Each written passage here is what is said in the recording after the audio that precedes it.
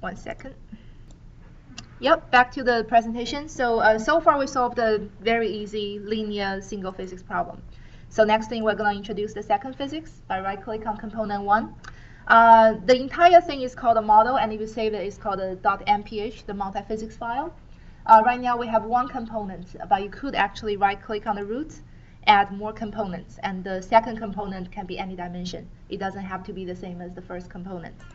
The use of that, I can think of one, for example, if you have a laser heating problem, you have a block of materials, a 3D, say a coffee mug like this, and laser cutting it from the top cover, and the laser penetrates a certain depth. So what I'm actually curious about laser heating is how the heat distribution is going to be like through the depths in the 1D. So I could solve that 1D heat, for example, Gaussian curve or something, distribution across the z direction, and then the 3D actual heat conduction, convection, radiation in the 3D mug. So that way I could have a 1D component coupled with a 3D component instead of solving everything in 3D. All right, and then within each of the components, it could have any number of physics. So far we have one. We could add a second one. Sometimes people grab a whole bunch of physics from the very first step when they interact with the model wizard. I'm just showing how the workflow and want you to understand each physics correctly before we move on to the next one. So I'm doing it one by one. So the second physics I'm going to choose is a heat transfer physics. So it's under heat transfer folder called heat transfer in solid. Again, I right-click, add it to the component. And then I could close the physics panel here. So the second physics is added here. As I mentioned, the sequence of the physics doesn't matter, so you can actually drag them around. You could pretty much drag everything around. For example, the boundary condition sequences, but you need to pay more attention to that one. Make sure it's the correct settings. So this is what I mentioned as the same workflow for any physics. So you work with the electric currents, you know how it's like. Now you look at heat transfer in solids. You have the same 3D formulas: a domain condition, a boundary condition, and an initial value. So the domain condition is the some conduction equation, the Poisson equation here, and then boundary condition default is thermal insulation everywhere. So we know we're going to replace some of that. So I'm going to right-click on heat transferring solids, add first of all a heat source. Remember we have a heat source from Joule heating coming from electric current and physics. So I'm going to assign the volumetric heat source to the entire domain 1. So everywhere in domain 1 have this heat source. And what's the amount of the heat source? You can either use the drop-down. COMSOL is smart enough to know that you have electric current physics, you have a heat transfer. You probably want to do this, the electromagnetic heating as a volumetric heat source. Or you could type in the variable that you can look up either through, there's two ways of looking inside of COMSOL variables, what are the internal variables that's being used. One is to toggle on the equation view by clicking on the I icon here. Then each of the physics node you could actually expand. Then, for example, if we go back to electric currents, the current conservation here, all the internal variables with descriptions are listed here. And I already know that it's ec.qrh. That is the volumetric heat source I want to type in. So I could type that here, ec.uppercase Q, lowercase rh.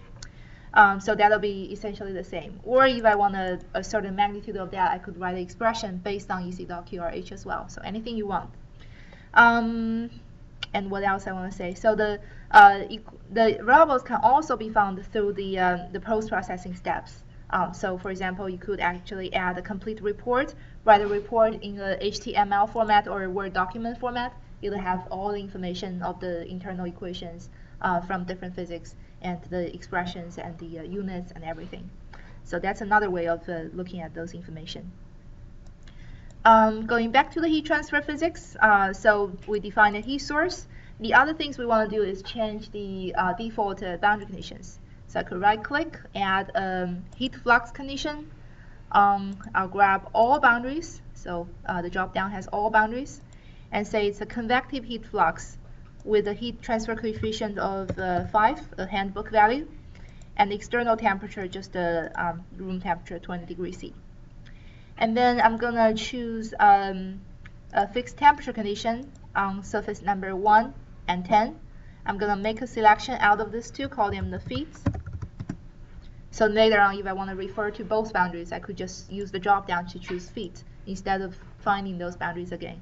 Sometimes we see customers, especially industrial level models with thousands of surfaces, then it's almost necessary, very necessary to group the surfaces, and that'll help with the workflow a lot.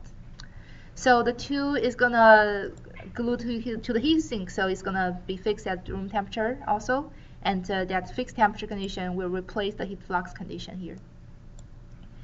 Another way of coupling these two is through the multiphysics node. So we have basically a central place to control those type of coupling through the multiphysics node.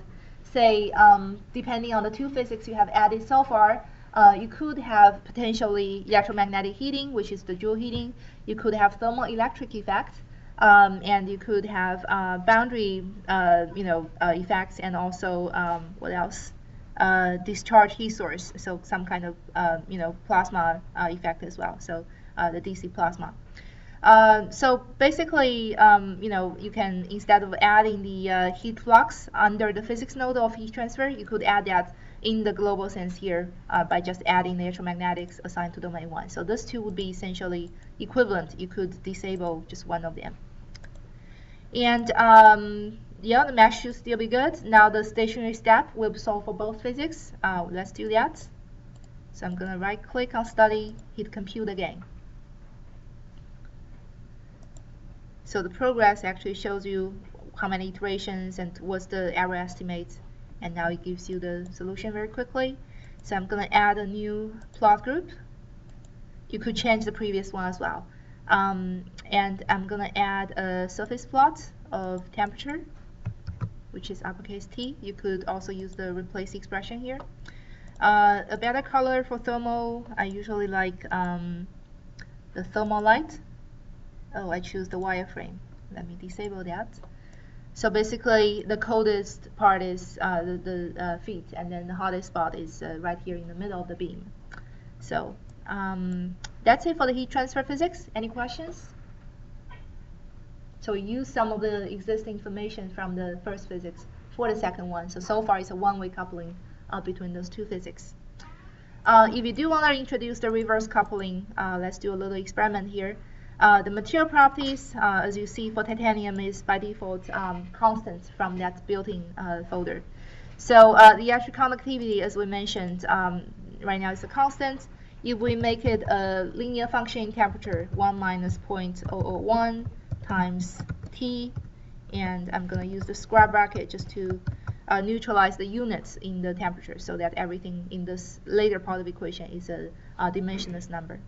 So now basically I'm saying that the electric conductivity decreases as temperature goes up. So what do you think the maximum temperature would be? So right now we have 700 and around 80. Let me actually add a max mean volume of temperature so we know exactly what's the peak temperature here, which is 786.8. So after I change the electric conductivity, I haven't computed yet. So what's your guess? Who thinks the temperature will go up? Who thinks the temperature will go down? Okay, so the remaining people thinks the temperature will remain unchanged. Let's test that.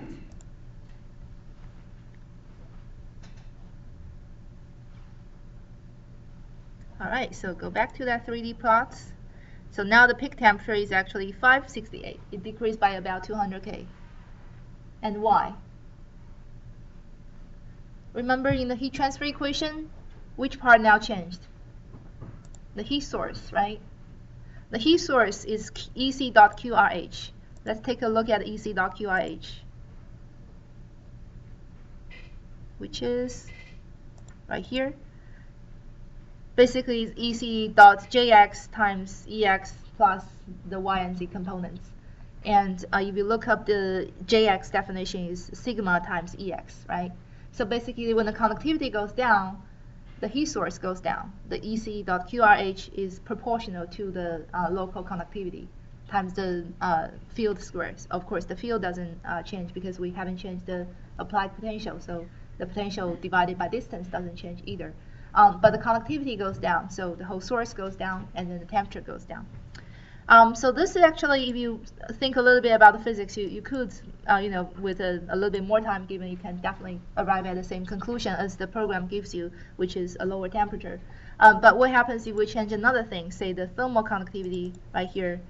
We can make it, a physical expression is actually thermal conductivity goes as an exponential function in temperature, like exp minus T divided by something. And then what's going to happen? So the heat is going to dissipate slower, and then it's going to accumulate a little bit faster. And those, basically, it'll be a competing mechanism with the decreased conductivity. So when you have more nonlinear factors showing up in your model, and they contribute to the model in different ways, then it's more difficult to predict what the actual results would be. So that's when the simulation actually comes in handy to give you a virtual experiment of what's going to happen. Of course, you have to make sure you are implementing the right thing and don't do typos. So yeah, that's for the heat transfer physics. Any questions?